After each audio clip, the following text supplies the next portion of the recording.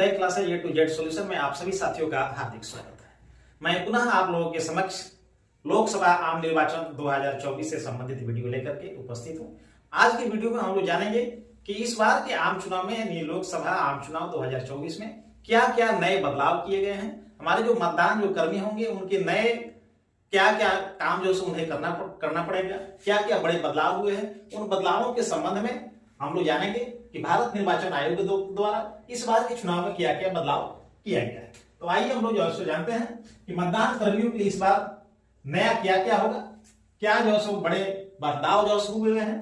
तो सबसे पहला जो बदलाव हुआ है वो आपको मतदान के समय में बदलाव हुआ है। अमूमन मतदान का जो समय था पहले वो सुबह 7 बजे से लेकर के 5 बजे शाम तक हुआ करता था, लेकिन इस बार इसमें जो बढ़ोतरी जो की गई है। अब मतदान का समय सुबह 7 बजे से शाम 6 बजे तक होगा, यानी सुबह 7 बजे से 6 बजे तक होगा मतदान का समय। अब 1 घंटा मतदान का समय बढ़ गया है।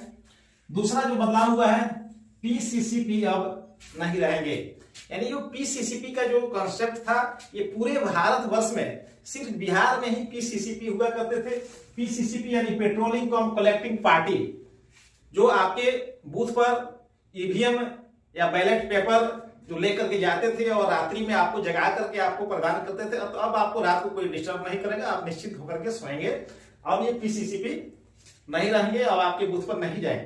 पूरे भारतवर्ष में चुनाव में एकरूपता लाने के लिए भारत निर्वाचन आयोग द्वारा फैसला लिया गया है कि बिहार में अब पीसीसीपी नहीं रहेंगे। सिर्फ बिहार ही एक इकलौता ऐसा राज्य था जहां पीसीसीपी हुआ करते थे चुनावों में, लेकिन इस बार यहां भी पीसीसीपी के कॉन्सेप्ट को हटा दिया गया है। तीसरा जो बड़ा बदलाव हुआ है, लिफाफों की संख्या में बदलाव। पहले जितना भी चुनाव आप लोग कराए हैं तो उसमें लिफाफों की जो संख्या हुआ करता था वो 4 हुआ करता था, लेकिन अब हो गया है 6। 4 लिफाफे के बदले अब 6 लिफाफे हो गए हैं। और 6 लिफाफे जो कौन कौन से इसकी जो विस्तृत जानकारी मैं आप लोग को पिछले वीडियो में आप लोग को दे चुका हूं। आप यदि चाहें तो मेरे चैनल पर जाकर Uday class A to Z solution पर जाकर के प्ले लिस्ट में इलेक्शन संबंधी जो वीडियो 5 उपलब्ध है, आप वहां देख सकते हैं। इलेक्शन संबंधी सारी वीडियो सारी जानकारी आपको वहां प्राप्त होगी। चलिए एक बार संक्षिप्त में फिर आप लोग को मैं बता देता हूं कि लिफाफे जो 6 लिफाफे कौन कौन से होंगे। जो पहला लिफाफा जो होगा आपको ईवीएम लिफाफा, जो पैकेट्स का जो नाम होगा लिफाफे का, तो पहला जो होगा आपका ईवीएम लिफाफा होगा जिसका कलर व्हाइट होगा और इसके अंदर 3 लिफाफे होंगे, यानी 3 कागजातों को मिलाकर या 3 छोटे लिफाफों को मिलाकर एक बड़े लिफाफे में रखेंगे जो हमारा ईवीएम पैकेट होगा। दूसरा होगा संवीक्षा लिफाफा, इसका भी कलर व्हाइट होगा और इसमें 4 लिफाफे होंगे उसके अंदर। तीसरा जो सांविधिक लिफाफा यानी स्टेशनरी जो लिफाफा, इसका भी कलर जो व्हाइट होगा और इसके अंदर जो 5 जो लिफाफे जो होंगे। चौथा है असंवैधानिक यानी नॉन स्टेशनरी जो लिफाफा, इसका कलर येलो होगा यानी कि पीला होगा और इसमें आपको 11 प्रकार के जो कागजात जो होंगे।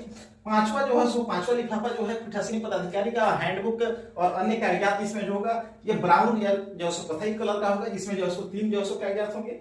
छठा जो लिफाफा होगा जिसमें जो अन्य जो सामग्री होगी, इसका कलर जो ब्लू होगा और इसमें कुल 6 जो कागजात होंगे। तो इस प्रकार से लिफाफों की संख्या में जो बदलाव हुई है। आगे और भी क्या क्या बदलाव हुआ है इस वीडियो में हम लोग जानेंगे। तो आप सभी से निवेदन है कि वीडियो को अंत तक देखें, वीडियो में आप जो बने रहे अंत तक। और यदि आप मेरे चैनल पर नए हैं तो मेरे चैनल को लाइक सब्सक्राइब और कमेंट जो अवश्य करेंगे।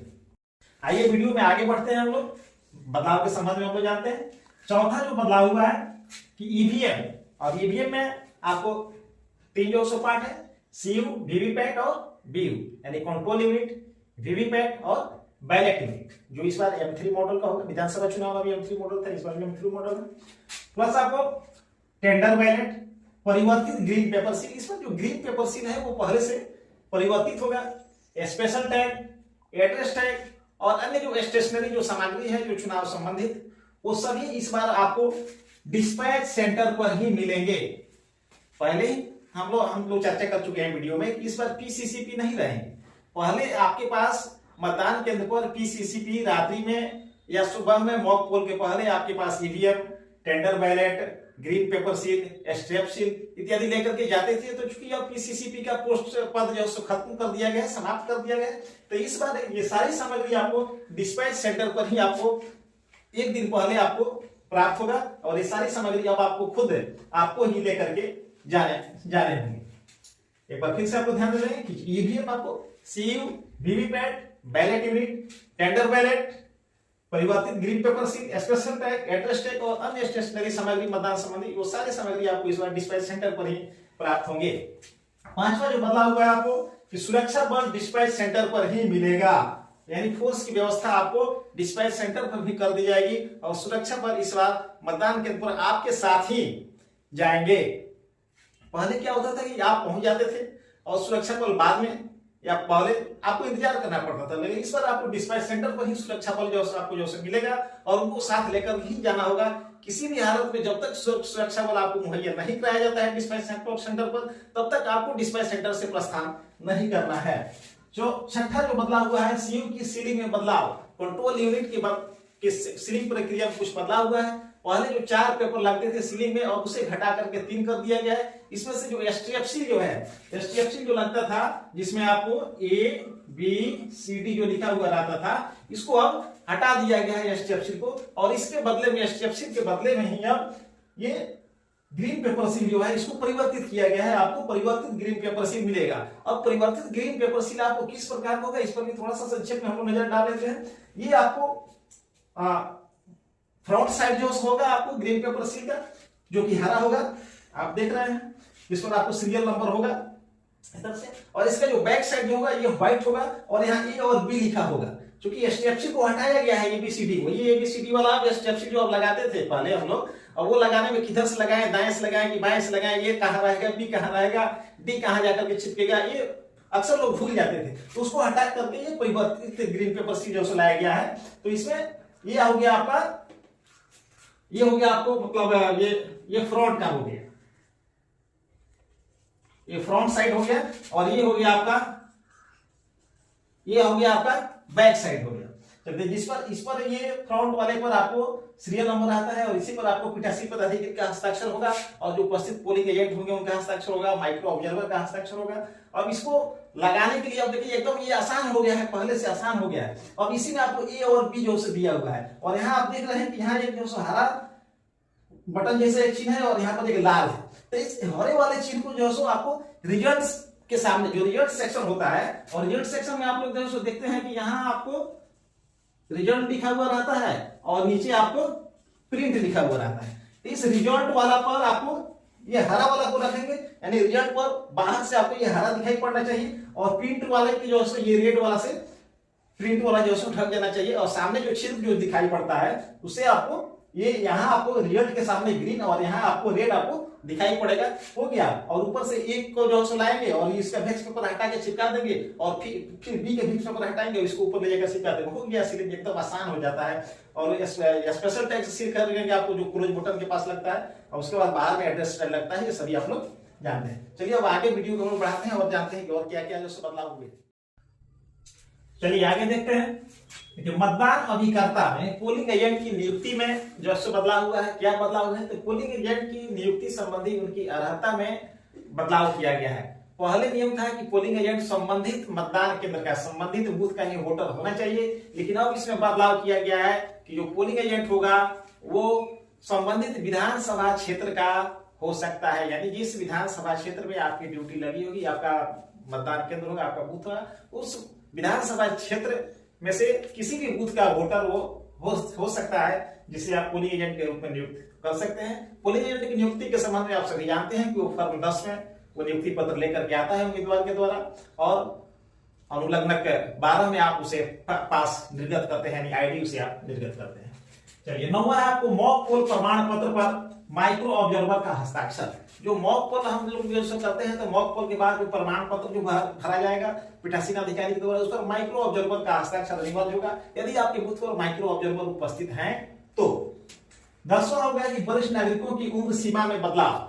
वरिष्ठ नागरिकों में पहले अभी तक तो जितने चुनाव हुए हैं उसमें 80 वर्ष तक के आपको माना गया था वरिष्ठ नागरिक, जिसके लिए पोस्टल बैलेट जारी किया जाता था फॉर्म 12D जो भर के देने के बाद। लेकिन अब इसको में बदलाव हुआ है, ये 80 वर्ष के बदले ये अब 85 वर्ष जो हो गया है। और 85 वर्ष के जो व्यक्ति होंगे उन्हें हम वरिष्ठ नागरिक जो मानेंगे, और वही फॉर्म 12D के द्वारा उन्हें पोस्टल बैलेट इशू किया जाएगा, और इसके लिए उन्हें साक्ष्य प्रस्तुत करना होगा कि वो 85 वर्ष के हो गए हैं।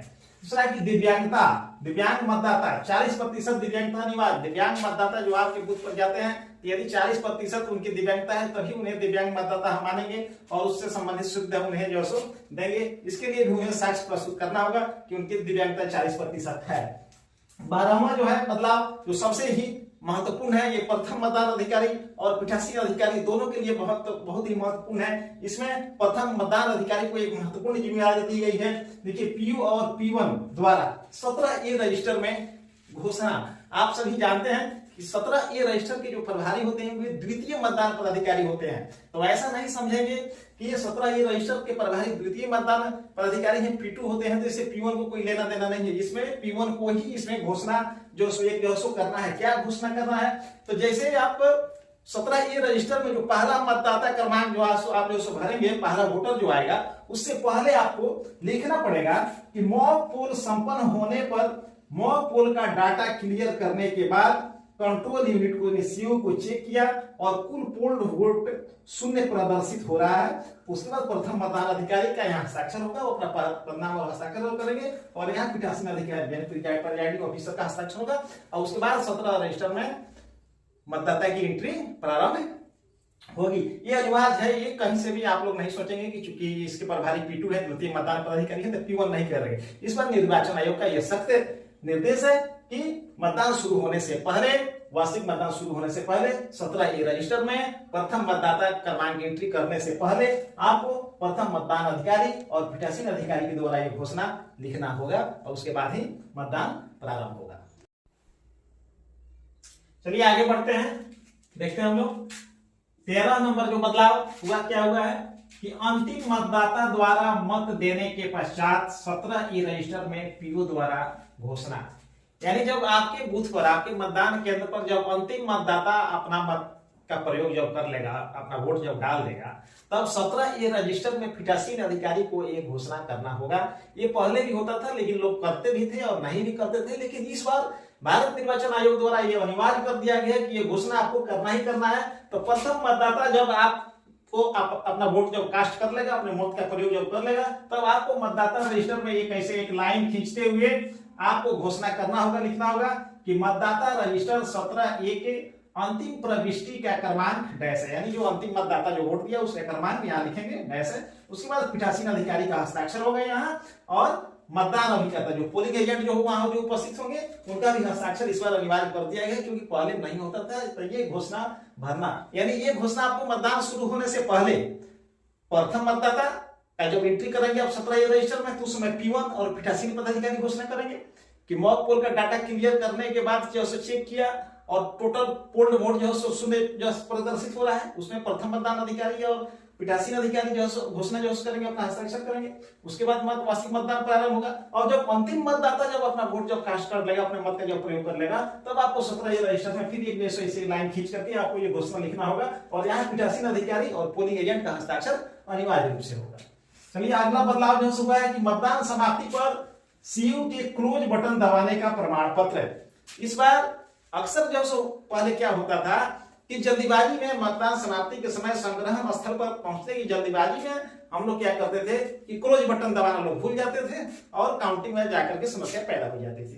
तो इस बार आपको मतदान समाप्ति के पश्चात सीयू के क्लोज बटन दबाने का आपको प्रमाण पत्र भी भरना है। नहीं भी भरेंगे तो आपको याद आ जाएगा कि भाई अब तो प्रमाण पत्र भरना है, तो क्लोज बटन दबाना नहीं भूलिएगा, क्लोज बटन दबाइएगा, इसमें प्रमाण पत्र आपको भरना होगा। चलिए अंतिम बदलाव 15वां, ई-इलिटरेसी एक जो ऐप है बिहार चुनाव आयोग के द्वारा, ई-इलिटरेसी ऐप के द्वारा आपके पूरे मतदान दल की निगरानी की जाएगी। ये आपके जो पीठासीन अधिकारी जो होंगे या मतदान दल में किसी भी मतदान कर्मी के मोबाइल में ये एक इंस्टॉल जो कराया जाएगा और इसके द्वारा आपके मतदान दल की पूरी निगरानी की जाएगी, ट्रैकिंग की जाएगी कि आप कहां जा रहे हैं, क्या कर रहे हैं, कब किया, ईवीएम लेकर के आप कहां जा रहे हैं, कब आपने पहुंचा, नहीं पहुंचा, देर हुई तो क्यों हुई, ये सारी आपकी जो से निगरानी इस ई-इलिटरेसी यानी इलेक्शन ट्रैकिंग इनेबल्ड सिस्टम से आपकी निगरानी की जाएगी। तो उम्मीद है कि आप सभी साथियों को ये जानकारी अच्छी लगी होगी, ये वीडियो अच्छा लगा होगा, तो आप सभी साथी इस वीडियो को ज्यादा से ज्यादा शेयर करें, लाइक करें, कमेंट करें। और यदि अभी तक आपने मेरे चैनल को सब्सक्राइब नहीं किया है तो सब्सक्राइब अवश्य करें। चुनाव संबंधित अन्य भी महत्वपूर्ण जानकारी लेकर के, जितने भी बदलाव होंगे, जितने भी अपडेट्स होंगे, उससे संबंधित वीडियो लेकर मैं आप लोगों के समक्ष उपस्थित होगा। तब तक के लिए धन्यवाद, नमस्कार।